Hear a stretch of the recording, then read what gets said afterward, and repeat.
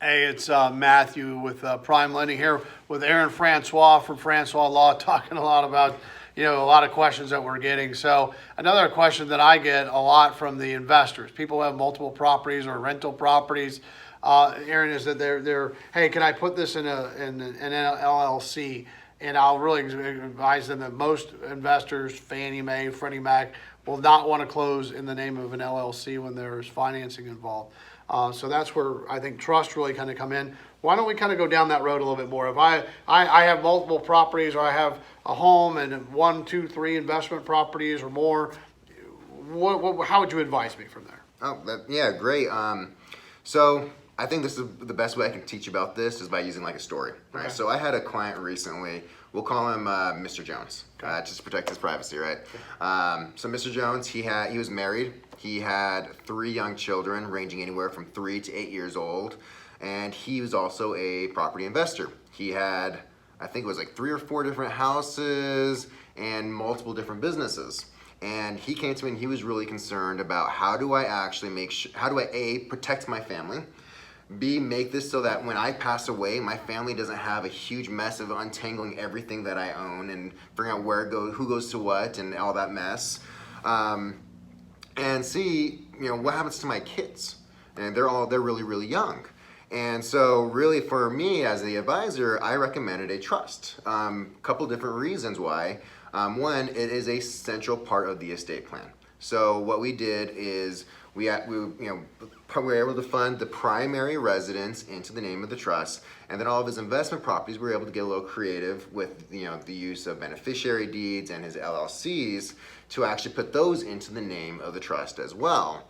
But the big benefit is when he passes away, his family now has a seamless transition to all those properties to follow the estate plan that he wants. Okay.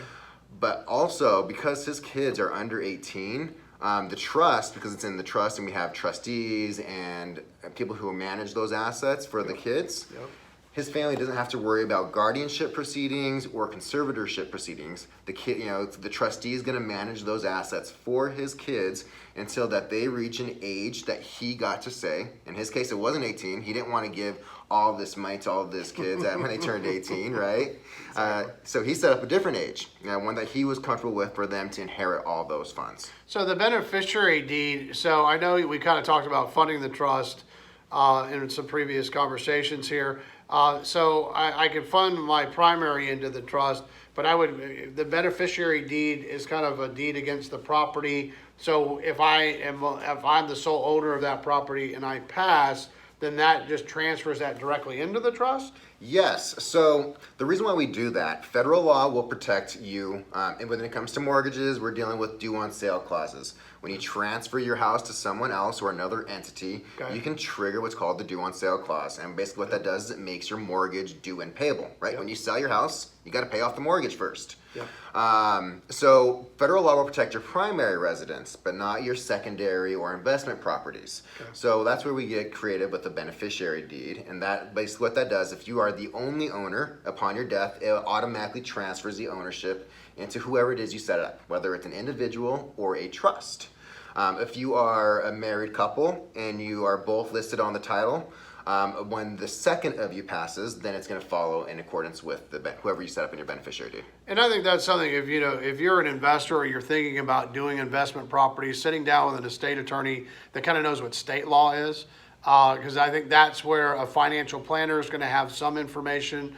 Your other entities, your financial mortgage person and other people like that are going to have their specialties. This is why the estate planning is really just crucial to that plan, because if I'm building wealth through real estate and I'm gaining 2 or 3 investment properties and I pass, you don't want things that are not being protected correctly, because if the due on sale clauses were to be triggered on investment properties, that could be hardships for the family after you pass. So getting creative with those ideas, I think, is crucial. So give Aaron a call.